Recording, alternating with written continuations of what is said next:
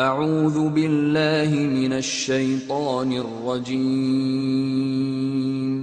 ان المسلمین والمسلمات والمؤمنین والمؤمنات والقانتین والقانتات والصادقین والصادقات والصابرين والصابرات والخاشعين والخاشعات والمتصدقين والمتصدقات والصائمين والصائمات والحافظين فروجهم والحافظات والذاكرين الله كثيرا والذاكرات أعد الله لهم مغفرة وأجرا عظيما. أعوذ بالله من الشيطان الرجيم. بسم الله الرحمن الرحيم. وإذ قالت الملائكة يا مريم إن الله اصطفاك وطهرك واصطفاك على نساء العالمين يا مريم اقنتي لربك واسجدي واركعي مع الراكعين ذلك من أنباء الغيب نوحيه إليك وما كنت لديهم إذ يلقون أقلامهم أيهم يكفل مريم وما كنت لديهم إذ يختصمون إذ قالت الملائكة يا مريم إن الله يبشرك بكلمة منه اسمه المسيح عيسى ابن مريم وجيها في الدنيا والآخرة ومن المقربين ويكلم الناس في المهد وكهلا ومن الصالحين. صدق الله العظيم.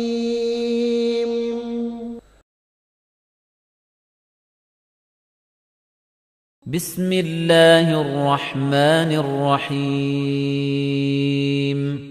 بسم الله الرحمن الرحيم.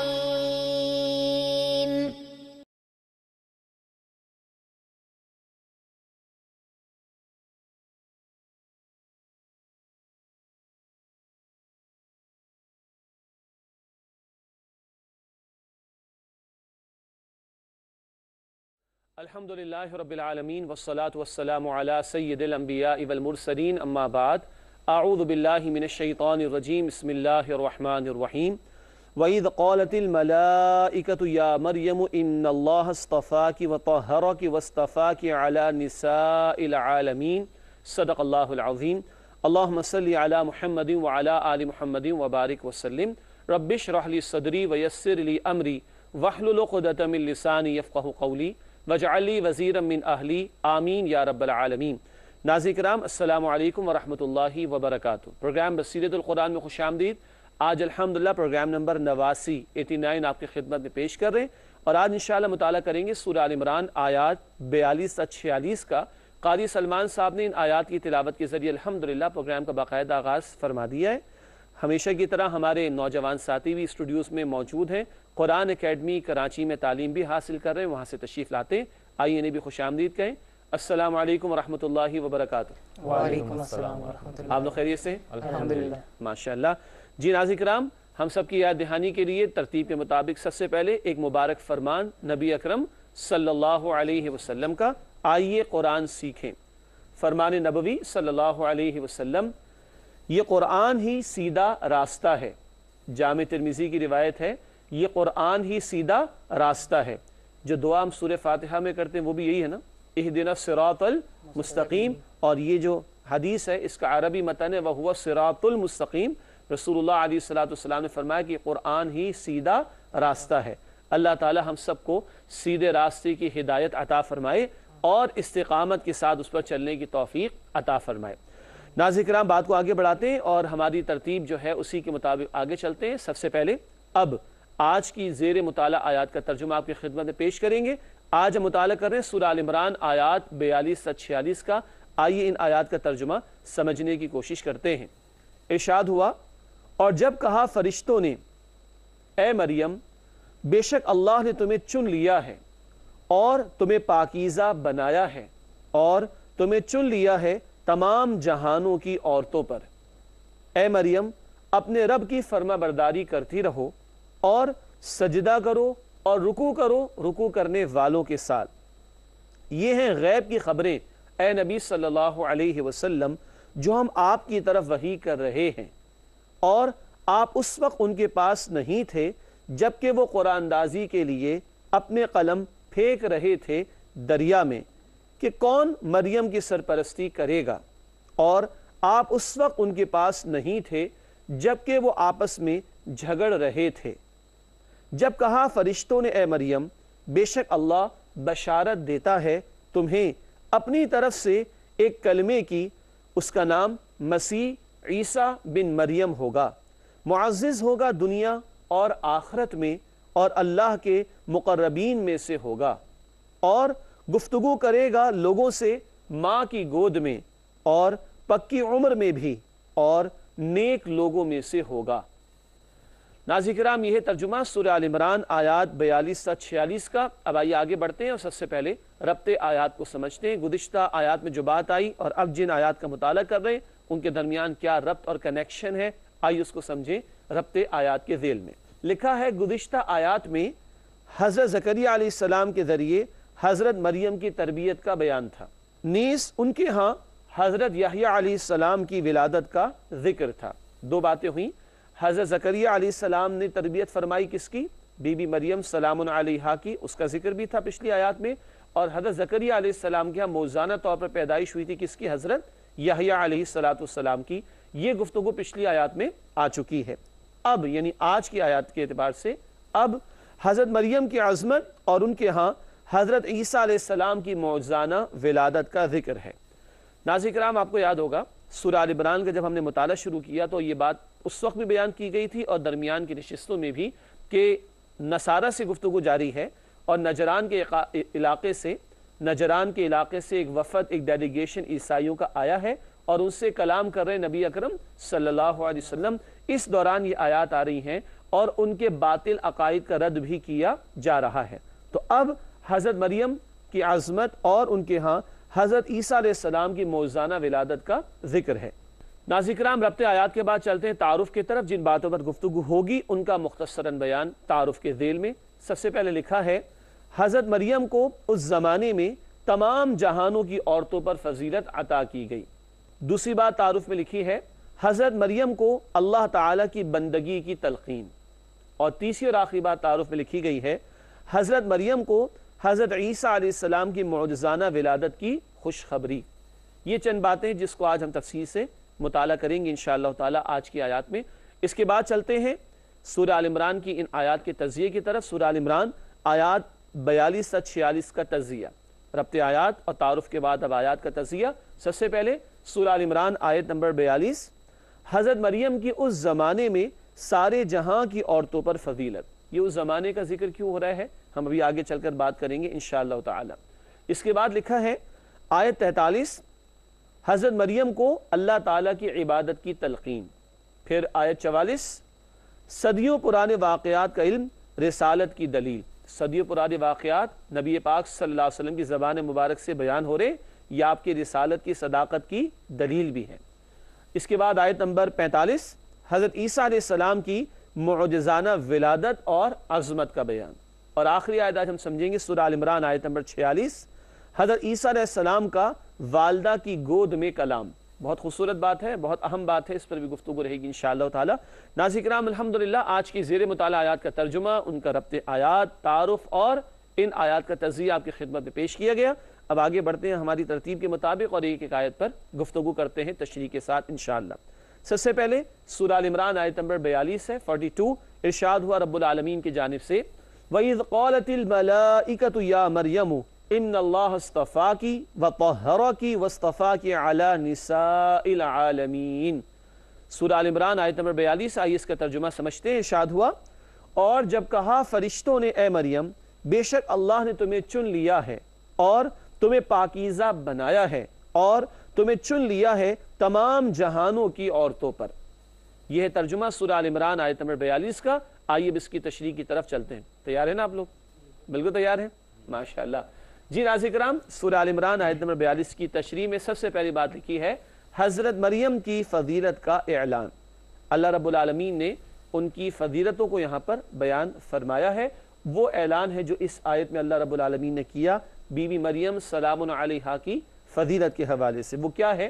اگلا پوائنٹ لکھا ہے تشریح میں، رب کی عنایات، عفت کی حفاظت اور حضرت عیسیٰ کی والدہ ہونے کا اعزاز۔ عنایتیں کیا ہیں؟ اللہ نے انہیں چن لیا ہے اور اللہ نے ان کو پاکیزہ بنایا۔ عفت کی حفاظت یہاں بھی ذکر ہے، اور سورہ تحریم ہم پڑھتے ہیں 28 پارے میں، سورہ تحریم 28 پارے میں ہم پڑھتے ہیں، اس کے بالکل آخر میں ذکر آیا ہے کہ بی بی مریم سلام علیہا نے اپنی عفت کی، اپنی حیا کی حفاظت فرمائی۔ تو یہاں اللہ کی ان پر عنایتوں کا بیان بھی ہے، ان کی عفت کی پاکیزگی کا بیان بھی ہے، اور انہیں اللہ نے جہان والوں کی عورتوں پر چن لیا اس کا بیان بھی ہے۔ اور ایک خاص فضیلت کیا ہے؟ وہ حضرت عیسیٰ علیہ السلام جیسے جلیل القدر رسول کی والدہ ماجدہ بھی ہیں۔ یہ بہت اہم بات ہے۔ تو رب کی عنایات، عفت کی حفاظت اور حضرت عیسیٰ علیہ السلام کی والدہ ہونے کا اعزاز یہ رب نے عطا فرمایا بی بی مریم سلام علیہا کو۔ بڑی پیاری حدیث ہے، نوٹ کیجئے گا اس حوالے سے۔ رسول اللہ صلی اللہ علیہ وسلم نے فرمایا دنیا کی بہترین عورتیں مریم بنت عمران، عمران ان کے والد کا نام ہے، دنیا کی بہترین عورتیں مریم بنت عمران اور خدیجہ بنت خویلد ہیں۔ بخاری و مسلم کی روایت، حضرت خدیجہ رضی اللہ تعالی عنہا۔ دیگر احادیث میں بی بی فاطمہ الزہرا رضی اللہ تعالی عنہا کو جنت کی عورتوں کا سردار قرار دیا گیا ہے، اور حضرت آسیہ جو کہ فرعون کی بیوی تھی ان کا تذکرہ بھی سورہ تحریم میں آتا ہے بہت خوبصورتی کے ساتھ۔ ان کی عظمت قرآن بھی بیان کرتا ہے اور احادیث میں بھی بیان کیا گیا۔ تو یہ کئی ایک عورتیں ہیں جن کی فضیلتیں کہیں قرآن میں اور کہیں احادیث مبارکہ میں ہمارے سامنے آتی ہیں۔ اس حدیث میں حضرت مریم سلام علیہا اور بی بی خدیجہ رضی اللہ تعالی عنہ کی عظمتوں کا تذکرہ ہمارے سامنے آیا۔ ناظرین کرام، ایک ضمنی بات نوٹ کیجئے گا، آپ لوگ بھی نوٹ کر لیجئے، پورے قرآن میں صرف ایک ہی خاتون کا نام آیا ہے، وہ ہے بی بی مریم سلام علیہا۔ قرآن حکیم عورتوں کا تذکرہ کرتا ہے، بی بی آسیہ کا تو میں نے نام لیا نا، لیکن ان کا نام قرآن میں نہیں آیا۔ امرات فرعون کا قرآن نے کہا فرعون کی بیوی کون؟ بی بی آسیہ سلام علیہا، لیکن قرآن حکیم صرف ایک خاتون کا نام لیتا، وہ ہے حضرت مریم سلام علیہا۔ اس کی کئی وجوہات ہیں۔ ایک وجہ تو یہ ہے کہ بی بی مریم سلام علیہا پر بڑے الزام بھی لگائے گئے لوگوں کی طرف سے، تو اللہ نے ان کا نام لے کر ان کی عفت اور پاکیزگی کو بیان فرمایا۔ اسی طرح بی بی مریم سلام علیہا کے ہاں معجزانہ طور پر حضرت عیسیٰ علیہ السلام کی پیدائش کا معاملہ ہے، ابھی ذکر آئے گا آگے مزید چل کر۔ تو عیسیٰ ابن مریم قرآن بار بار ذکر کرتا ہے، کیوں؟ بغیر والد معجزانہ طور پر پیدائش ہے کس کی؟ حضرت عیسیٰ علیہ السلام کی، ورنہ عام طور پر بیٹے کے ساتھ والد کا نام لگایا جاتا ہے، بلکہ بیٹی کے ساتھ بھی، لیکن کیونکہ بغیر والد معجزانہ طور پر پیدائش ہے کس کی؟ حضرت عیسیٰ علیہ السلام کی، تو بی بی مریم کا نام لے کر عیسیٰ ابن مریم قرآن حکیم بار بار بیان فرماتا ہے۔ بہرحال یہ ہے سورہ آل عمران آیت نمبر 42۔ اس کے بعد ناظرین کرام آگے بڑھتے ہیں اور آیت نمبر 43 کا مطالعہ شروع کرتے ہیں۔ سورہ آل عمران آیت نمبر 43، رب العالمین نے ارشاد فرمایا یا مریم قنوتی لربکی واسجدی ورکعی مع الراکعین۔ سورہ آل عمران آیت نمبر 43، آئیے اس کا ترجمہ کرتے ہیں۔ ارشاد ہوا اے مریم اپنے رب کی فرما برداری کرتی رہو اور سجدہ کرو اور رکوع کرو رکوع کرنے والوں کے ساتھ۔ یہ اللہ رب العالمین تلقین فرما رہے ہیں بی بی مریم سلام علیہا کو۔ آئیے اب آیت نمبر 43 کی تشریح کی طرف چلتے ہیں۔ پہلی بات لکھی ہے تشریح میں، حضرت مریم کو شکرانے کے لیے اللہ تعالیٰ کی مزید فرما برداری کی تلقین۔ ویسے تو فرما بردار تھیں، مگر اللہ تعالیٰ کی مزید فرما برداری کی تلقین۔ شکرانہ کس بات کا؟ اتنی عظمتیں ان کی بیان ہوئیں، اتنی نعمتیں اللہ نے ان کو عطا فرمائی، انہیں اللہ تعالیٰ نے چن لیا ہے، انہیں اللہ تعالیٰ نے پاکیزہ کیا ہے، جہانوں کی عورتوں پر اللہ نے ان کو فضیلت عطا فرما دی ہے۔ یہ ساری جو نعمتیں اللہ نے عطا فرمائی، اب اس پر اللہ کی بندگی اور اللہ کا شکرانہ ادا کرنا اور اللہ کا شکر ادا کرنا، اس کی تلقین کی جا رہی ہے۔ تو پہلی بات لکھی ہے حضرت مریم کو شکرانے کے لیے اللہ تعالیٰ کی مزید فرما برداری کی تلقین۔ ناظرین کرام، ایک بات ہم سب کی یاد دہانی اور تربیت کے لیے، اگر ہم یہ پڑھ رہے ہیں اس وقت اسکرین پر کہ حضرت مریم کو شکرانے کے لیے اللہ تعالیٰ کی مزید فرما برداری کی تلقین، تو یہ معاملہ صرف بیوی مریم تک محدود نہ ہو، بلکہ اللہ نے ہمیں بھی کروڑ کروڑ نعمتیں عطا فرمائی ہیں، تو گویا ہمارے لیے بھی پیغام ہے کہ ہم بھی اللہ رب العالمین کی بندگی اور اللہ رب العالمین کا شکر ادا کرنے کی مستقل بنیادوں پر کوشش کرتے رہیں۔ اللہ ہمیں اس کی توفیق عطا فرمائے۔ آگے لکھا ہے تشریح میں اہم بات ہے، توجہ سے دیکھیے گا، سنیے گا۔ یہود کے ہاں رکوع میں کوتاہی تھی، اس کے اہتمام پر توجہ دلائی گئی ہے۔ الفاظ کیا ہے؟ وَاسْجُدِي وَارْكَعِي مَعَ الرَّاكِعِينَ۔ خطاب تو ہوا بی بی مریم سے سلام علیہا، مگر اس دور میں بنی اسرائیل تو موجود تھے نا، اور ان میں یہود بھی تھے جو موجود تھے، ان کے ہاں رکوع میں کوتاہی آ گئی تھی۔ اسی طرح سورۃ البقرہ میں بھی پڑھا تھا نا، سورۃ البقرہ میں بھی ہم پڑھ چکے وَارْكَعُوا مَعَ الرَّاكِعِينَ، رکوع کرو رکوع کرنے والوں کے ساتھ۔ وہاں بھی ذکر ہوا تھا، یہاں بھی ذکر کر رہے ہیں کہ یہ قیام سے سیدھے سجدے میں چلے جاتے تھے، رکوع نہیں کرتے تھے، تو رکوع میں کوتاہی آ گئی تھی، اس پر توجہ دلائی گئی ہے، اس کے اہتمام پر توجہ دلائی گئی۔ یہ بات تشریح میں ہمارے سامنے موجود ہے۔ ناظرین کرام، ایک اور بڑا قیمتی نقطہ یہاں پر نوٹ کیجئے گا، سجدہ اور رکوع نماز کے ارکان ہیں، تو نماز بھی مراد لی گئی کہ نماز کی تلقین کی جا رہی، مگر ایک بڑی خوبصورت رائے مفسرین نے بیان فرمائی، دیکھیے گا، سجدے سے ایک مراد نماز اور رکوع سے مراد خشوع اور خضوع بھی ہے۔ سجدے سے ایک مراد کیا ہے؟ نماز، اور رکوع سے مراد خشوع اور خضوع بھی ہے۔ کیسے؟ دیکھیے، نماز کا کوئی ایک رکن بیان کر کے نماز مراد لی جاتی ہے۔ ناظرین نوٹ کیجئے گا، سورہ مزمل ہے، یا ایھا المزمل قم اللیل الا قلیلا، اے لحاف کو لپٹ کر سونے والے صلی اللہ علیہ وسلم، قم اللیل، رات میں کھڑے ہو جائیے۔ اب رات میں کھڑے ہونے سے ہم کیا مراد لیتے ہیں؟ تہجد کی نماز، جو نبی پاک علیہ السلام پر تو فرض کی امت کے لیے جو ہے وہ نفل قرار دے دی گئی، لیکن کھڑا ہونے کا لفظ آیا، قیام کھڑے ہونے کو کہتے ہیں نا، لیکن کھڑا ہونے سے مراد پوری نماز لی گئی، تو یہاں سجدے کا لفظ ایک مراد کیا لی گئی؟ پوری نماز کی ادائیگی۔ اور رکوع ایک تو نماز میں ہوتا ہے، اور ایک رکوع کیا ہوتا ہے؟ پوری زندگی میں جھکے رہنا اور دل میں بھی عاجزی کا ہونا، انکساری کا ہونا، تو ایک مراد کیا لی گئی؟ رکوع سے مراد خشوع اور خضوع بھی ہے، تو نماز کا اہتمام بھی ہو اور نماز میں عاجزی اور خشوع اور خضوع بھی بندہ اختیار کرے۔ اللہ تعالی ہم سب کو اس کی توفیق عطا فرمائے۔ ناظرین کرام، سورہ آل عمران کی مزید آیات کا مطالعہ جاری رہے گا انشاءاللہ تعالی، مگر آپ سے ملاقات ہوتی ہے اس وقفے کے بعد۔ امید ہے آپ ہمارے ساتھ ہی رہیں گے۔ السلام علیکم ورحمۃ اللہ وبرکاتہ۔ ناظرین کرام، پروگرام بصیرت القرآن میں خوش آمدید۔ ہم سورہ آل عمران کی آیات کا مطالعہ کر رہے ہیں۔ آئیے اپنا مطالعہ آگے بڑھائیں اور سورہ آل عمران آیت نمبر 44 کا مطالعہ شروع کرتے ہیں۔ رب العالمین کی طرف سے ارشاد ہوا، ذَلِكَ مِنْ أَنْبَاءِ الْغَيْبِ نُوحِيهِ إِلَيْكَ وَمَا كُنْتَ لَدَيْهِمْ إِذْ يُلْقُونَ أَقْلَامَهُمْ أَيُّهُمْ يَكْفُلُ مَرْيَمَ وَمَا كُنْتَ لَدَيْهِمْ إِذْ يَخْتَصِمُونَ۔ سورہ آل عمران آیت نمبر 44 ہے، آئیے اس کا ترجمہ سمجھتے ہیں۔ ارشاد ہوا، یہ ہیں غیب کی خبریں اے نبی صلی اللہ علیہ وسلم جو ہم آپ کی طرف وحی کر رہے ہیں، اور آپ اس وقت ان کے پاس نہیں تھے جبکہ وہ قرآن اندازی کے لیے اپنے قلم پھینک رہے تھے دریا میں کہ کون مریم کی سرپرستی کرے گا، اور آپ اس وقت ان کے پاس نہیں تھے جبکہ وہ آپس میں جھگڑ رہے تھے۔ ناظرین کرام، سورہ آل عمران آیت نمبر 44 ہے، آئیے اس کی تشریح کی طرف چلتے ہیں۔ سب سے پہلی بات تشریح میں لکھی گئی ہے، صدیوں پرانے واقعات کا بیان نبی کریم صلی اللہ علیہ وسلم کی رسالت کی دلیل ہے۔ اللہ تعالیٰ فرما رہے ہم آپ پر وحی فرما رہے ہیں۔ یہ صدیوں پرانی تاریخ رسالت مآب علیہ السلام کی زبان مبارک پر جاری ہونا تفصیلات کے ساتھ، یہ خود آپ کی رسالت کی صداقت کی دلیل ہے۔ اگلی بات لکھی ہے تشریح میں، قرآن اندازی کی ضرورت اس لیے پیش آئی کہ کئی لوگ حضرت مریم کی کفالت کے خواہش مند تھے۔ ظاہری بات ہے کہ اللہ رب العالمین نے ایک تدبیر بھی اختیار کرنی تھی، اور انہی مریم کے ہاں کل آئندہ حضرت عیسیٰ کی ولادت بھی ہونی تھی، اور بی بی مریم سلام علیہا کی کفالت، جو لوگ وہاں پہ نیک لوگ تھے، جو وہاں عبادت گزار تھے، وہ سب چاہتے تھے کہ ان کو یہ موقع میسر آئے کہ اتنی پیاری بچی اللہ نے عطا فرمائی ہے عمران کے گھرانے کو، تو اس کی کفالت، اس کی سرپرستی و تربیت ہم کر لیں۔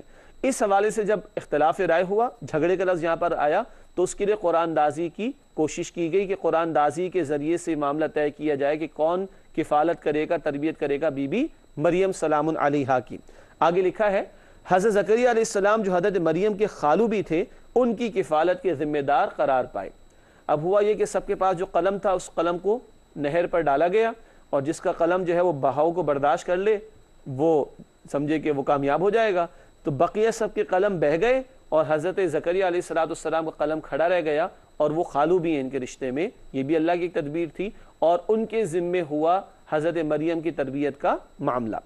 ناظرین کرام آگے بڑھتے ہیں, سورہ آل عمران آیت نمبر 45 کا مطالعہ شروع کرتے ہیں. رب العالمین کی طرف سے ارشاد ہوا, اذ قالت الملائکۃ یا مریم ان اللہ یبشرک بکلمۃ منہ اسمہ المسیح عیسی ابن مریم وجیہا فی الدنیا والآخرہ ومن المقربین.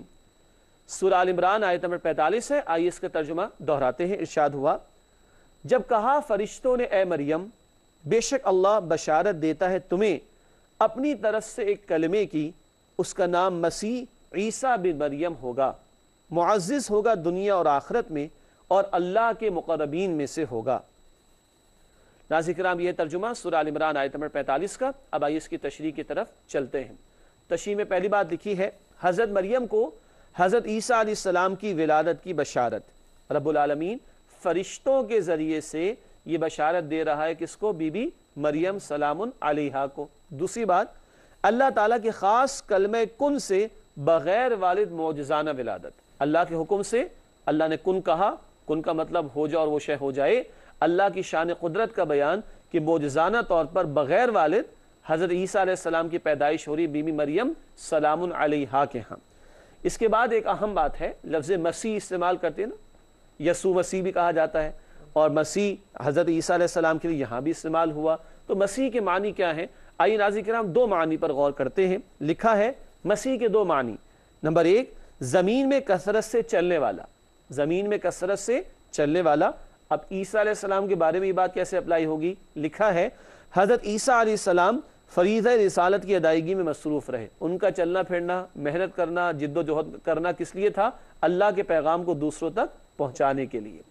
اگلے معنی, دوسرے معنی ہے مسیح کے ہاتھ پھیرنے والا, ہاتھ پھیرنے والا. حضرت عیسیٰ علیہ السلام مریضوں پر ہاتھ پھیرتے تو اللہ کے حکم سے انہیں شفا مل جاتی. یہ معجزہ اللہ نے ان کو عطا فرمایا تھا کہ وہ مریضوں کے اوپر ہاتھ پھیرتے تو اللہ کے حکم سے مریضوں کو شفا میسر آ جاتی. یہ دو معنی ہے مسیح ہونے کے اعتبار سے. اس کے بعد اگلی بات تشریح میں لکھی ہے, حضرت مریم کے لیے تسلی, حضرت عیسیٰ علیہ السلام دونوں جہاں میں صاحب عزت ہوں گے. یہ بات کیوں بیان ہوئی؟ ظاہری بات ہے بغیر والد جب پیدائش ہوگی حضرت عیسیٰ علیہ السلام کی بی بی مریم کے ہاں تو لوگ تو اعتراض کریں گے اور معاذ اللہ کامنٹس دیں گے. تو رب العالمین نے پہلے ہی تسلی دے رکھی ہے کہ رب العالمین اس بچے کو جو کہ عیسیٰ علیہ السلام ہوں گے دنیا میں بھی عزت عطا فرمائے گا اور آخرت میں بھی عزت عطا فرمائے گا. یہ تسلی پہلے سے دی جا رہی بی بی مریم سلام علیہا کو. ناظرین کرام آج کی زیر مطالعہ آیات میں سے آخری آیت ہے سورہ آل عمران آیت نمبر 46. اب آئیے اس کا مطالعہ شروع کریں. رب العالمین کی طرف سے ارشاد ہوا, وَيُكَلِّمُ النَّاسَ فِي الْمَهْدِ وَكَهْلًا وَمِنَ الصَّالِحِينَ. سورہ آل عمران آیت نمبر 46. آئیے اس کا ترجمہ سمجھتے ہیں. لکھا ہے, اور گفتگو کرے گا لوگوں سے ماں کی گود میں اور پکی عمر میں بھی, اور نیک لوگوں میں سے ہوگا. یہ ذکر ہے حضرت عیسیٰ علیہ السلام کے حوالے سے. ناظرین کرام یہ ہے ترجمہ سورہ آل عمران آیت نمبر 46 کا. اب آئیے اس کی تشریح کی طرف چلتے ہیں. تشریح میں چند باتیں لکھی ہیں. لکھا ہے کہ حضرت عیسیٰ علیہ السلام کی شان کا مزید بیان. پچھلی آیت میں کیا تھا؟ دنیا میں بھی مقرب ہوں گے اللہ کے اور آخرت میں بھی مقرب ہوں گے, پسندیدہ لوگوں میں سے ہوں گے, قریبی لوگوں میں سے ہوں گے اللہ کے. اور اب ان کی مزید شان کا بیان ہے اس آیت میں جو بات سامنے آتی ہے. پہلی بات لکھی ہے والدہ کی گود میں کلام, نبوت کا وقار اور سنجیدہ کلام. کیا مطلب؟ اور آگے حوالہ بھی ہے سورہ مریم آیت نمبر 30 کا. پہلی بات, والدہ کی گود میں بچے کا بولنا یہ ایک بڑی ہی عجیب بات ہے نا, اور یہاں تو معجزانہ شان ہے. ہاں ایک حدیث میں اور بھی 2 بچوں کا ذکر آتا ہے, تفصیلی حدیث ہے کہ جو ماں کی گود میں پکار اٹھے تھے, بول اٹھے تھے, مگر اس تفصیل میں ہم نہیں جائیں گے. یا حضرت عیسیٰ علیہ السلام کا ذکر آ رہا ہے. اب ایک وہ بچہ جس کی بھی ولادت ہوئی ہے وہ کیا کلام کر سکتا ہے؟ مگر یہ کہ کلام بھی کیا, اور ہم نے آگے لکھا ہے نبوت کا وقار اور سنجیدہ کلام. اس کلام میں بھی سنجیدگی ہے اور نبوت کا وقار بھی موجود ہے. بھلا کیسے؟ وہ ہے سورہ مریم آیت نمبر 30. سورت کا نام کیا ہے؟ سورہ مریم. واحد خاتون جن کا نام قرآن نے لیا وہ بی بی مریم سلام علیہا, اور ان کے نام پر ایک سورت بھی موجود ہے. ہمارے اگر ناظرین میں کوئی ہمارے مسیحی بھائی ہوں تو ان کو ہم بتانا چاہیں گے کہ ہمارا رب العالمین اپنے کلام قرآن حکیم میں بی بی مریم کو کتنی عزت دے رہا ہے، اور اتنی عزت دے رہا ہے کہ ان کے نام سے ایک سورت بھی موسوم کر دی گئی جس کا نام ہے سورہ مریم۔ سورہ مریم کی آیت نمبر 30 اگر وہاں پڑھیں تو پوری تقریر ہے۔ جب لوگوں نے اعتراض کیا پیدائش کے بعد تو بی بی مریم نے اشارہ کر دیا حضرت عیسیٰ علیہ السلام کی طرف۔ لوگوں نے کہا کہ بچہ ماں کی گود میں کیسے بول سکتا ہے؟ تو عیسیٰ علیہ السلام نے بولنا شروع کیا، اور کیا بولے کہ پوری تقریر ہی کر ڈالی۔ اور کیا تقریر کی کہ توحید کی دعوت پیش کر ڈالی، اور کیا تقریر کی کہ رسالت کا تذکرہ بھی کر دیا، اور کیا تقریر کی اپنی عظمتیں بھی بیان فرما دی، اور کیا تقریر کی کہ شرک کی نفی بھی فرما دی۔ اس میں پوری تقریر ہے سورہ مریم آیت نمبر 30 اور اس کی بعد کی آیات میں، انی عبداللہ آتانی الکتاب، میں اللہ کا بندہ ہوں اور اللہ نے مجھے کتاب عطا فرمائی ہے۔ باقی پوری تفسیر سورہ مریم کی آیات میں آتی ہے۔ تو لکھا ہے کہ والدہ کی گود میں کلام نبوت کا وقار اور سنجیدہ کلام تھا حضرت عیسیٰ علیہ السلام کا۔ بی بی مریم سلام علیہا کی گود میں سورہ مریم آیت نمبر 30 کا حوالہ موجود۔ اگلی بات لکھی ہے پختہ عمر میں کلام، وہ کہلا کے الفاظ ہے نا، پختہ عمر میں کلام۔ پختہ عمر 40 سال ہوتی ہے، پختہ عمر 40 سال ہوتی ہے۔ قرآن اس پر گواہی دیتا ہے۔ سورہ احقاف آیت نمبر 15، سورہ احقاف آیت نمبر 15 26واں پارہ ہے، وہاں قرآن حکیم نے پختگی عمر کی جو بیان کی ہے وہ کب ہوتی ہے؟ وہ 40 برس کی عمر ہوتی ہے۔ حتی اذا بلغ اشدہ وبلغ 40 سنۃ، حتیٰ کہ وہ پختہ عمر کا ہو گیا اور ہو گیا 40 برس کا۔ تو 40 برس کی عمر ایک پختہ عمر ہوتی ہے، نوٹ کر لیجئے گا۔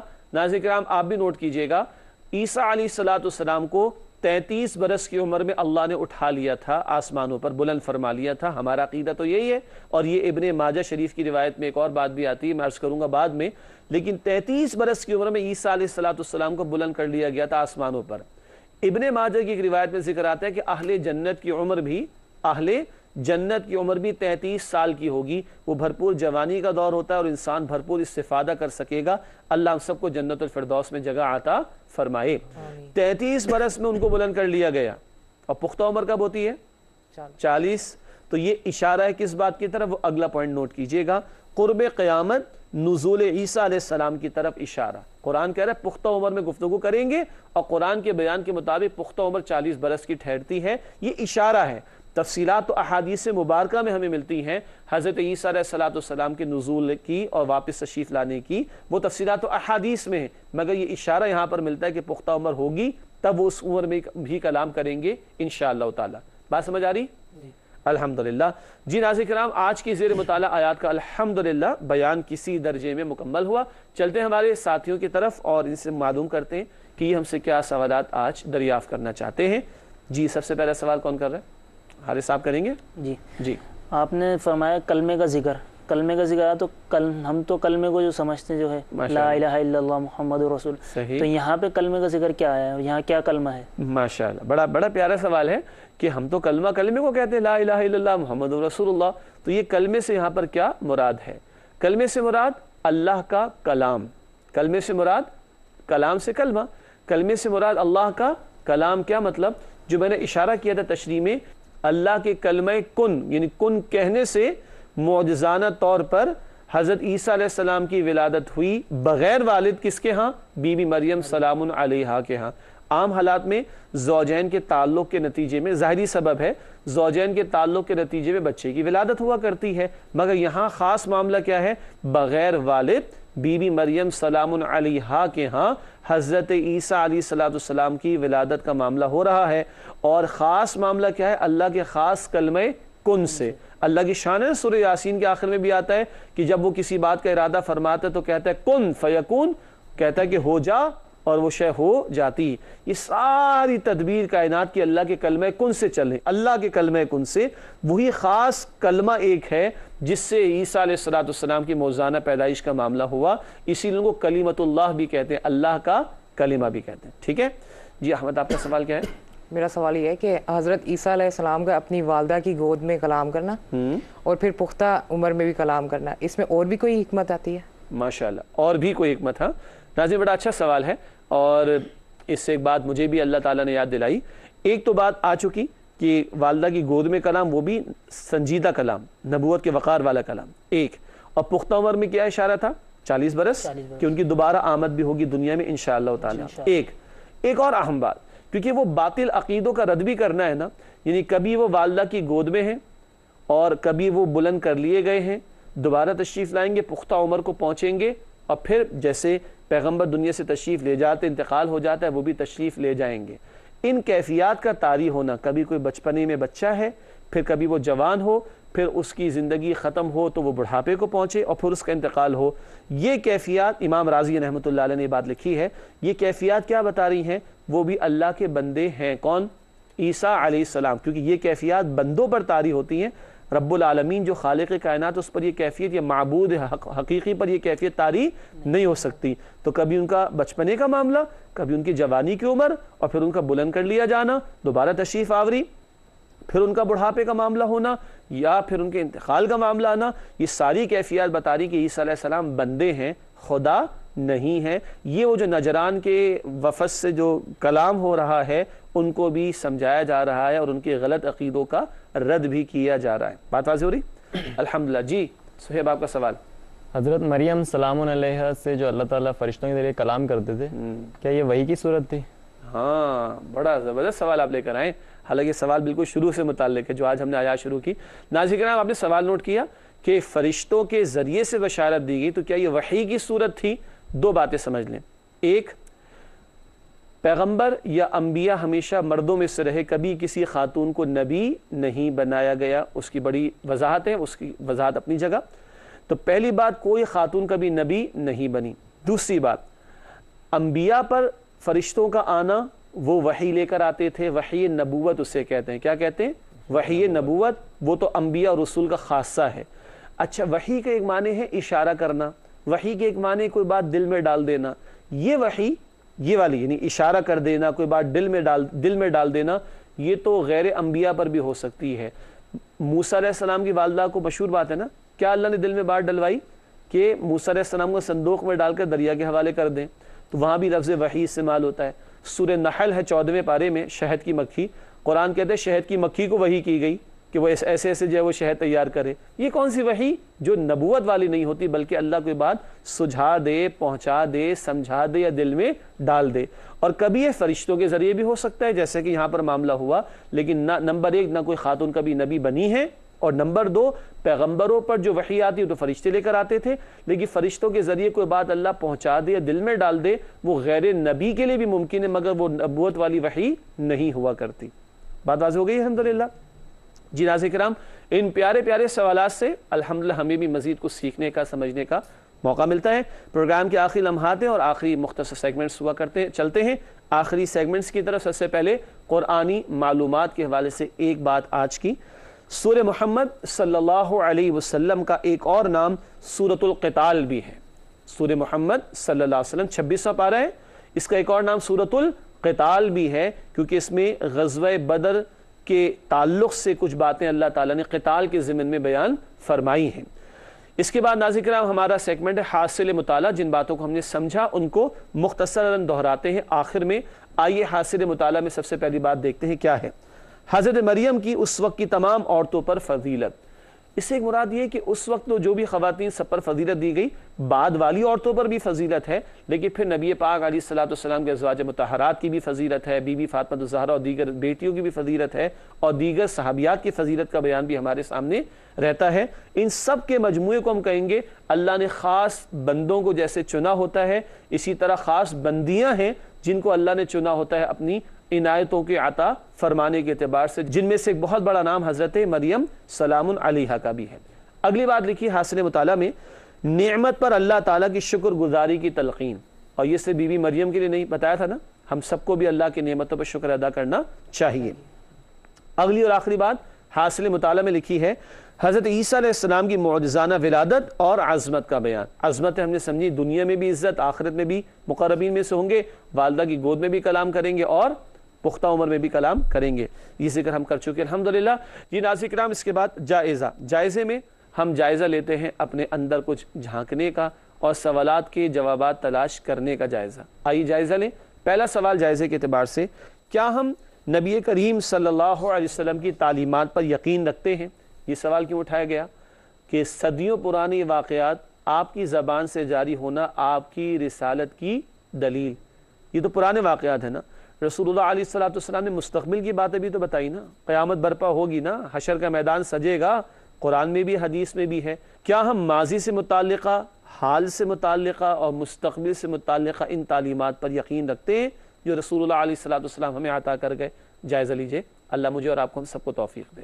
اگلا سوال ہے جائزے کے اعتبار سے, کیا ہم نماز باقاعدگی اور خشوع اور خضوع کے ساتھ ادا کرتے؟ سجدے سے ایک مراد کیا تھی؟ نماز. اور رکوع سے ایک مراد کیا تھی؟ خشوع اور خضوع. اللہ ہمیں تمام نمازیں باقاعدہ خشوع اور خضوع کے ساتھ ادا کرنے کی توفیق عطا فرمائے. تیسرا اور آخری سوال جائزے کے اعتبار سے, کیا ہم پیغمبروں کے واقعات سے رہنمائی حاصل کرتے ہیں؟ کیا ہم پیغمبروں کے واقعات سے رہنمائی حاصل کرتے ہیں؟ اللہ تعالیٰ بتا رہا ہے کہ اللہ اسباب کا پابند نہیں, وہ تو مسبب الاسباب ہے. اور دیکھیے بغیر والد عیسیٰ علیہ السلام کی پیدائش کا معاملہ. عام طور پر بچے گود میں تو نہیں کلام کرتے, لیکن یہاں عیسیٰ علیہ السلام کلام بھی فرما رہے ہیں, اور ایسا کلام کہ جو نبوت کا وقار لیے ہوئے ہے اور سنجیدگی پر مبنی کلام بھی ہے. ناظرین کرام, آخری دو باتیں, گزشتہ سوال کا جواب. پچھلا سوال ہم نے آپ کی خدمت میں رکھا تھا, نیک عورتیں شوہروں کی تابعدار ہوتی ہیں, یہ بات کس آیت میں بیان کی گئی ہے؟ ہنٹ آپ کو دی گئی تھی سورہ نساء کی, اور دلچسپ بات یہ ہے پچھلے پروگرام میں بھی سورہ نساء کی آیت نمبر 34 ہی جواب تھا. آج کے پروگرام میں بھی پچھلی نشست کا جو سوال تھا اس کا جواب بھی سورہ نساء آیت نمبر 34 ہے. پچھلا سوال جو رکھا گیا تھا ایک پروگرام پہلے, مرد عورتوں پر قوام ہیں, وہ بھی سورہ نساء آیت 34 تھی. اور نیک بیویاں اپنی شوہروں کی تابعداری کرتی ہیں, یہ بھی سورہ نساء 34 میں ہے. تو بہت عمدہ آیت ہے, بہت اہم آیت ہے, مطالعہ کرنا چاہیے. آج کا سوال نوٹ کیجئے گا, بڑا اہم سوال ہے. وہ کون سی آیت ہے جس میں مردوں اور عورتوں کی 10 عمدہ صفات کا علیحدہ علیحدہ ذکر آیا ہے؟ عام طور پر مذکر کا لفظ آتا ہے, مذکر مؤنث دونوں شامل ہوتے ہیں, لیکن ایک ایسی آیت بھی ہے جس میں 1 2 نہیں 10 صفات, مردوں کی الگ عورتوں کی الگ, مرد ایسے عورتیں ایسی, مرد ایسے عورتیں ایسی, نیک صفات, عمدہ صفات بیان کی گئی. ہنٹ کے طور پر سورۃ الاحزاب میں چیک کیجئے گا, آپ کو جواب ملے گا انشاءاللہ تعالی, جو اگلے پروگرام میں آپ کی خدمت میں پیش کریں گے. ناظرین کرام, الحمدللہ آج کے اس پروگرام کا وقت مکمل ہو رہا ہے. اللہ تعالی ہم سب کے علم اور عمل میں اضافہ عطا فرمائے, اخلاص عطا فرمائے. آپ ساتھیوں کا بہت شکریہ, جزاکم اللہ خیرا کثیرا. ناظرین کرام, اسی کے ساتھ اجازت چاہیں گے, اگلے پروگرام میں آپ سے ملاقات ہوتی ہے. وآخر دعوانا ان الحمد للہ رب العالمین, والسلام علیکم ورحمۃ اللہ وبرکاتہ.